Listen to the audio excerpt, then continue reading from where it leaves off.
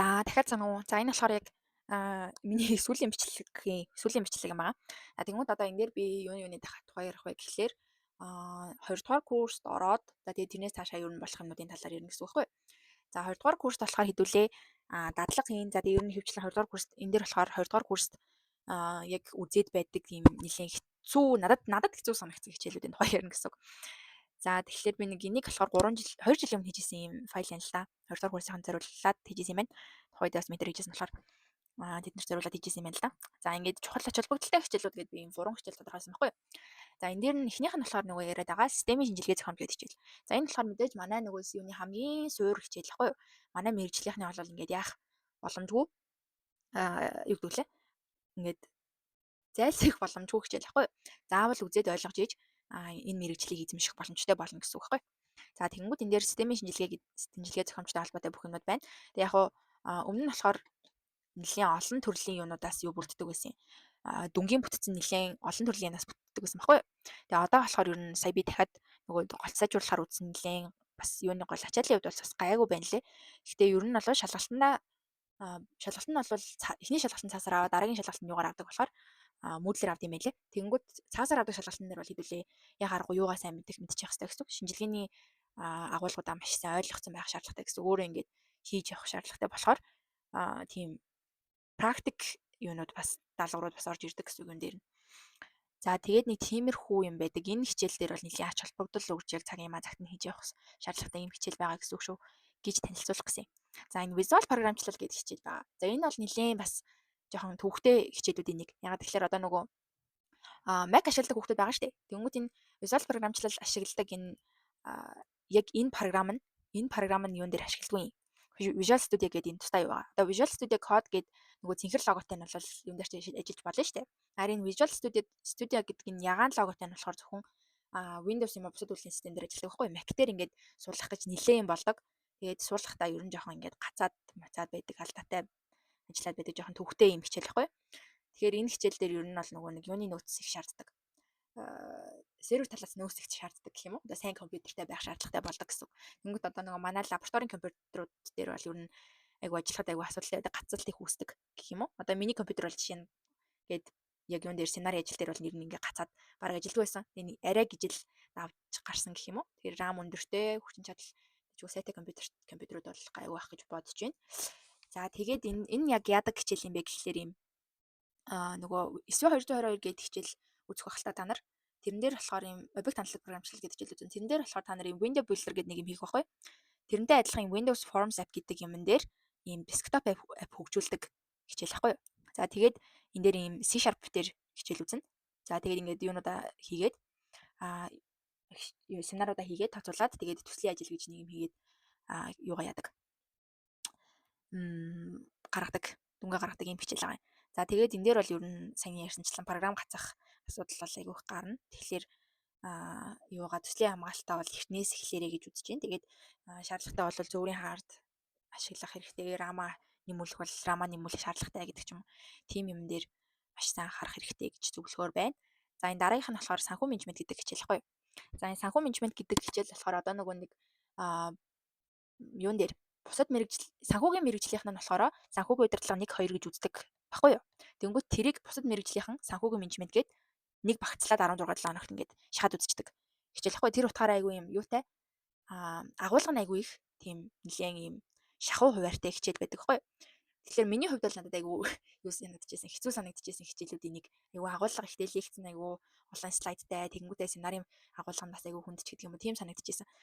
Тэгээд яг энэ хичээлээр яг хувь хүний хувьд юу сурж авах вэ гэхээр хувийн санхүүгийн төлөвлөлт сурж авах нь хадгаламжийн нөхцлүүд ямар байх юм ямар нөхцөлтэй зээлийг авах нь ашиг холбогдолтой энэ одоо бонд хувь цааны алийг нь авбал ер нь надад хэрэгтэй гэдэг ч юм уу. Тиймэрхүү яг хувь хүний талаасаа бол сурах юмуд айгүй олонтой. За тэгээд лекц нөгөө би сая хэлээд байгаа штэ. Юугаа агуулга ихтэй учраас юун дээр агуулга ойлгохын тулд лекцэд төрүүлээд бичиж очих юм бол юу ятдаг гэх юм уу? Агуулга яг хичээл дээрээ зөвхөн сонсоод суух юм бол хамаагүй ойлгоц илүү авдаг санагдсан. Тэгэхээр ер нь энэ бас бусад хичээлүүдээр ч гэсэн яхад их зүгээр юу л та төрүүлээд лекцээ оруулцдаг хичээлүүдээр бол ер нь лекцээ бичиж очиод яг юуны цаг дээрээ лекцээ ярьдаг цаг дээр нь зөвхөн лекцээ сонсоод дутуу юмнууд ойлгоод авбал бас илүү юутай байдаг. айгуу дэжгүй байдаг юу шүү, тип шүү. За тэгээд одоо юун дээр 2 дугаар курсээсээ та нар нөгөө танилцах дадлага гэдэг юм хийгээд эхэлнэ. За тэр танилцах дадлага гэдэг маань манай юуны хувьд болохоор өмнө нь болохоор юу яадаг гэсэн юм. Манай Тэнхимийн хувьд болохоор өмнө нь зөвхөн програмчлалын дадлага гэж нэг юм хийдэг байсан байхгүй. Тэрнийхээ дараагаар байгууллага дээр танилцах дадлага хийдэг байсан бол одоо болохоор програмчлалын дадлага болон танилцах дадлага байгууллага дээр хийх дадлага хоёрын нэгийг нь сонгоод танилцах дадлагад үзүүлэх боломжтой болсон юм байлээ. Тэгэхээр програмчлалын дадлага гэж юу хэлээд байна гэхээр ийм цаанаасаа нөгөө ийм богино хугацааны хичээл маягаар дүн гаргаж явна гэсэн үг. Харин байгууллага дээр дадлага хийхээрээ сургуулиасаа юу аваад ийм бичиг аваад байгууллага дээр очиод би танаа дээр ийм богино хугацааны 3-7 хоног ийм богино хугацаагаар дадлага хийх гэсэн юм аа.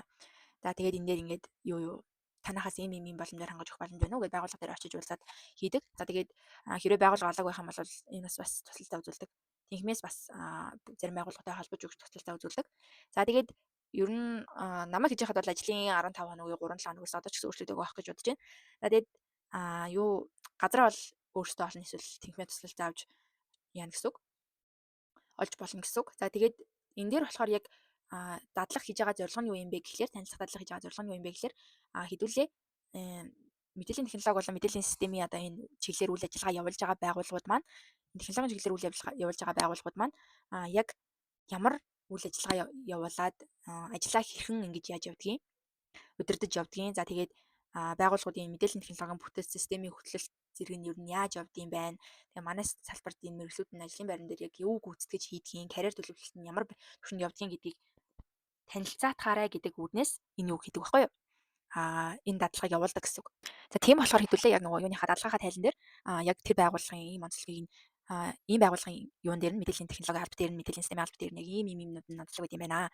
За ийм ийм төрлийн ажилчин нэг ийм төрлийн үүрэг гүйцэтгэдэг юм байна гэдэг байдлаар ажиглалт хийгээд тэрийг юун дээр тусгах гэсэн тайлан дээрээ тусгах гэсэн үг байхгүй.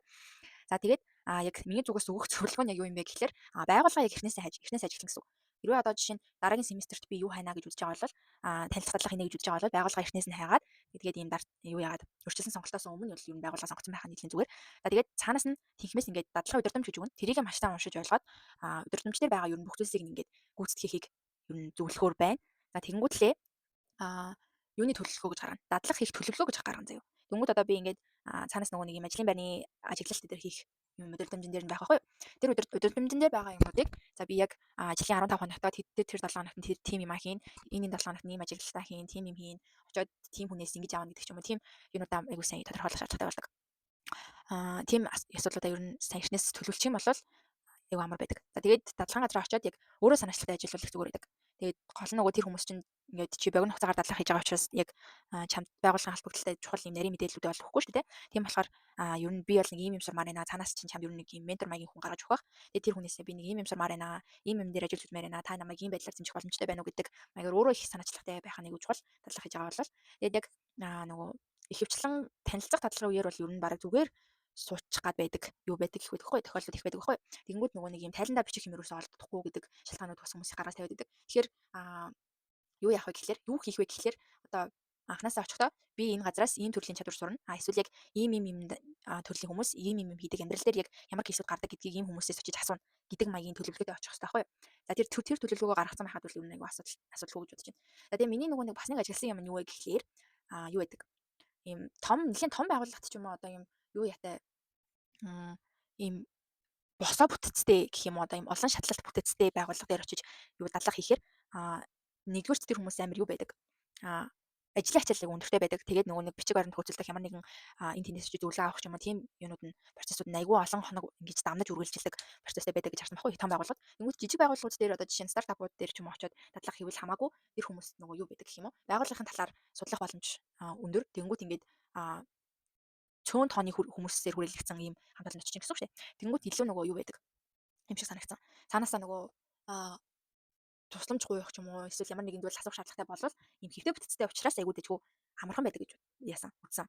Ямар нэгэн тийм хүн сурталчил арай багтаа гэх юм уу. Тийм болохоор ер нь танилцах дадлага учраас хэтэрхий том байгууллагт хийх гэж зүтгэх бас шаардлагагүй юм болов уу гэж харсан. Ер нь тэгэхээр жижигхэн байгууллага байх тусмаа чамд нөгөө юу яхад амар ажилласаа хийхэд амар нэгдүгээр хоёрдугаар бас бичиг баримтны асуудлаа хөдөлгөхөд бас амар байх магадлалтай. За тэгээд хоёрдугаар курс курсээсээ одоо ч гэсэн ер нь 1-р курсээсээ ч гэсэн хийж болно л да. Хаврын улиралд бүтээлийн уралдаан болон програм хангамж програмчлалын олимпиад гэж манай технээс зохион байгуулагддаг. Тэрэн дээр хэдүүлээ орж болно. За бүтээлийн уралдаан гэж юу хэлээд байгаа юм бэ гэхээр манай технээс жил болгоны хавар зохион байгуулдаг. Эм банк болон бусад байгууллагуудтай ингээд хамтраад бүтээлийн уралдаан зохион байгуулдаг. За энэ бүтээлийн уралдаанд болохоор юу яадаг? Ийм ажиллагаатай мэдээллийн системийн төсөл танилцуулах, одоо ийм ажиллагааг ийм app, web за одоо юу гэдэг ямар нэгэн төрлийн ийм програмын хангамж ч юм уу тиймэрхүү зүйлс танилцуулах боломжтой. Ийм юм хийгээд багш нараас зөвлөгөө аваад тэгээд юун дээр уралдаан дээр танилцуулаад тэгээд шагналын сан нэлийн өндөр байдаг шүү за. Тэгэхээр ийм бүтээлийн уралдаанд бол оролцох боломжтой. Гэхдээ угаасаа ингээд жил болгон зохион байгуулалт нь гол зорилго миний харснаар бол бид нар нөгөө төгсөхдөө дипломын төсөл дээр бол ийм бүтэн систем хөгжүүлэх ч юм уу эсвэл тэрний систем шинжилгээ зохиомжийг хийдэг байхгүй хийж төгсдөг. Тэгэнгүүт тэрэндээ ер нь бэлдээд ийм олон төрлийн шин санаанууд гаргаж ирээд тэгээд тэрийгээ ингээд хүмүүс танилцуулаад энд юун дээр нь сайжруулах хэрэгтэй, юун дээр нь анхаарах хэрэгтэй байдгийг бэ гэдгээ эртнээс мэдээд авч байлиг зүгээр байдаг. Тэгэхээр ер нь бол дараа хавар ингээд баг үсгээд 2-4 хүний бүрэлдэхүүнтэй баг үсгээд юу яагаад орох боломжтой. Санаагаа төвшүүлээд орох боломжтой. Тэгэхээр энэ бол яг 1-р курсийнхан 2-р курсийнхан заавал төгсөх курсийн хооронд гэсэн юм байдаг болохоор ер нь ингээд заавал туршлагатай мөршлөгтэй гэж санаа зовхгүйгээр энэ чинь яг тэнхим дотор байгаа л хүмүүс байгаа учраас өөрийгөө сурах зорилгоор энд бас оруулах зүгээр гэж бодож байна. Тэгээ програмчлалын олимпиад гэж бас жил болгон болдог. Тэр нь бас хавар оролцоод өөрийгөө сориод явбал бас их зүгээр байдаг. За тэгээд сайн нөгөө яриад байгаачлан хавар тэнцээ уралдаанууд их болдог учраас юунуудаа ачаалаа харж агаад засар заагаар нь элдв төрлийн юмд оролцох боломжтой шүү л гэж хэлгээд байгаа. За энэ тэтгэлийн юг бол сая танилцуулсан учраас нэг гүнзгий ярих шаардлага үүж байна. За одоо энэ юун дээр 2-р курсээс та нарын нөгөө хос болон хавсрах мэрэгжил гэдэг ийм хөтөлбөрт нийлэх боломжтой байдаг байхгүй юу? За энэний талаар бас нэг танилцуулчих зүгээр юм болоо гэж үзье. За ингэн хос болон хавсрах мэрэгжил гэхээр одоо бид нар ингээд сурж байгаа энэ сэжид сурж байгаа энэ мэрэгжилдээрээ өөр нэг мэрэгжлийн хичээл ингээд нэмж судлаад тэгмүүл ийм 2 дипломтой төгсөх боломжтой гэсэн үг байхгүй юу? За тэр нь болохоор яг ямар шалгуур тавьдаг вэ гэхээр даал болон түүнээс дэш кредит судалсан тохиолдолд ийм 2 хөтөлбөрөөр ингээд сурах эрх нэгдэх байхгүй юу? Тэгээд гол тавьдаг шаардлага нь хуримтлуулсан гол чинь 2.6 болон түүнээс дэш байх. За тэгээд юунда хос авсаргаар сурж байгаа юм юунда за одоо ингээд 2.6-аас дээш голчтойгоор ингээд хос авсрах хөтөлбөрөөр нэмүүлчлээ гэж бодох юм бол сурж тэр хос авсрах гэдэг шинэ мэрэгчлээсээ сонгосон кредит нь 16-аас 30 кредитийн хооронд байх юм бол 5% хөтөлбөрөөр өнгөлөлттэй. Тэгээ 31-ээс дээш кредит авах юм бол 10% хөнгөлөлт идэлдэг ийм юу байдаг юм лээ. Зохицуулалт байдаг юм лээ. За тэгээд хос хавсраг гэдэг байгаа энэ югаараа ялгаатай вэ гэхээр хавсраг нь болохоор ер нь бол нэг ямар нэгэн мэрэгчлэр 30 кредит судлаад тэгээд тэр мэрэгжлийн гэрчлэгээ авдаг гэсэн үг. Гэрчлэгээ. Харин хос мэрэгжил болохоор яг 45 болон түүнээс дээш кредит судлаад ийм 2 дипломтой төгсөх боломжтой гэсэн үг байхгүй. За одоо ингээд энэ доор юу харагдаж штэ. Нэг график харагдаж штэ тий. Тэнгүүд одоо жишээ нь манай системээр за манай мэдээллийн систем ингээд харагдаж байна. Тэнгүүд одоо бид нарын мэдээллийн систем гэдэг мэрэгжилээр дахиад санхүүгийн удирдлагаар эсвэл бизнесийн удирдлагаар сурья гэд бодох юм бол за энэ санхүү дээр бол жишээ нь ингээд юу харагдаж штэ. Хавсрах хөтөлбөрөөр сурна гэх юм бол угаасаа 30 өнгөтэй бүх мэрэгжилээр байх хэвээр. За тэгээд нэмж юу хос хөтөлбөрөөр сурах гэх юм бол дахиад нэг юм юу одоо байгаа хөтөлбөр дээр нэмээд 50 кредит 50 гаруй кредит судалж иж юу яа гэсэн үг. 2 дипломтой төгсөх боломжтой болно гэсэн үг. Тэгэхээр ингээд хүсэл төсөлтэй бол эртнээс судалж байгаа төхөн их зүгээр байдаг шүү. За тэгээд 20 дугаар курсээсээ та нарт нөгөө ментор оюутан болох юу нэгдээд ирнэ. Юу гэвэл боломж нэгдээд ирнэ. Тэнгүүд ментор оюутан гэж юу хэлээд байгаа вэ гэхлээр яг шинээр эсвэгчдийг бүтэн жилийн турш оюутны амьдралаа хасах туршлага хуримтлуулахад ингээд чиглүүлэх үүргээр оролцож байгаа 2 болон түүнээс дэш курсын оюутнуудыг хэлж байгаа байхгүй. За энэ ментор оюутан яаж болох юм бэ гэхлээр ментор оюутнуудыг ерөнхийдөө бол СЭЗ-ийн оюутны холбоо хариуцдаг гэх юм уу? Ментор оюутны энэ бүтэн процессыг. Тэнгүүд оюутны холбооноос жил болгон намар юу яадаг? Ментор оюутны юу гаргадаг гэсэн үг. Юу гэх юм? Сонгон шалгаруулах маягийн юм явуулдаг гэсэн. За тэр нь ингээд анкета өгөөд ментор оюутан болох боломжтой. За энэ дээр ментор оюутан болонгууд нөгөө ректорийн хэмжээ тэтгэлэгт шаардлагатай нэг юм сургууль хийсэн 24 цагийн ажил тооцоолох шаардлагатай гэдээ яриадсан шүү дээ. Тэр 24 цагаа тайлангараа тооцоолох боломжтой байдаг шүү. За тэгээд ментор оюутны хувьд болохоор юу хийх ёстой вэ гэхээр яг удирдах авсан анкета юм тогтнолч хол мэдээллүүдийг нөгөөн. За тэгээд юу миний хийж байгаа юмнуудыг хийнэ л гэсэн. За тэгээд 2 дугаар курсээ бас нэг анхаарах юм нь одоо нөгөө CE байж хийсийнхаа дараа art badge гэдэг ойлголт гарч ирэх байхгүй юу.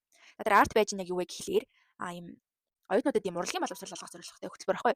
За тэгээд тодорхой хэмжээний төлбөр төлөөд ийм 4-5 сонголт бүх ийм урлагийн хичээлүүдээс өөрийн хуваарьт тохирох нэг юугаа сонголтоо сонгоод 7 хоногт нэг удаа тэгээд нийтдээ 4 удаа хичээлээд нэг ийм бүтээлээ болоод энэ хөтөлбөр дуусна гэсэн үг байхгүй. За тэгмүүд ингээд арт байж авсныхаа дараа захиа цаашаа silver medal гэх ингээд юунуудаа төвшнгөө ахиулаад явах боломжтой. Тэгээд энэ юун дээр бичигддэг диплом дээр нэг ийм хөтөлбөр сурсан шүү гэж бичигддэг.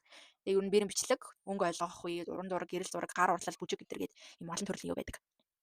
Төрлийн ийм урлагийн төрлүүд байгаа. Тэднээс ингээд сонгоод явах хэрэгтэй. Яг энэ тэгээд энэ дээр анхаарах юм нь юу вэ гэхээр Энэ хөтөлбөр нь яг нөгөө тэг хэвтийтэй ч гэсэн заавал сонгож тооцоолж иж төгсөх хэрэгтэй байдаг хгүй. Хэрвээ одоо тэг хэвтийтэйгээд хийхгүй орхичих юм бол төгсөлтөн дээр чинь ингээд ямар нэгэн асуудал үүснэ гэсэн. Тэгэхээр эртнээс ингээд юу н харж агаад завтай чөлөөтэй цагаараа хийж яхах нь их зүгээр шүү гэж хэлэхээр. За ингээд миний хувьд одоо ингээд та нарт хэлэх шаардлагатай гэж бодож байгаа юмнууд маань бол ингээд дуусч байна. Тэгээд энэ хүртэл анхаарал тавьсанд баярлалаа. Баяртай.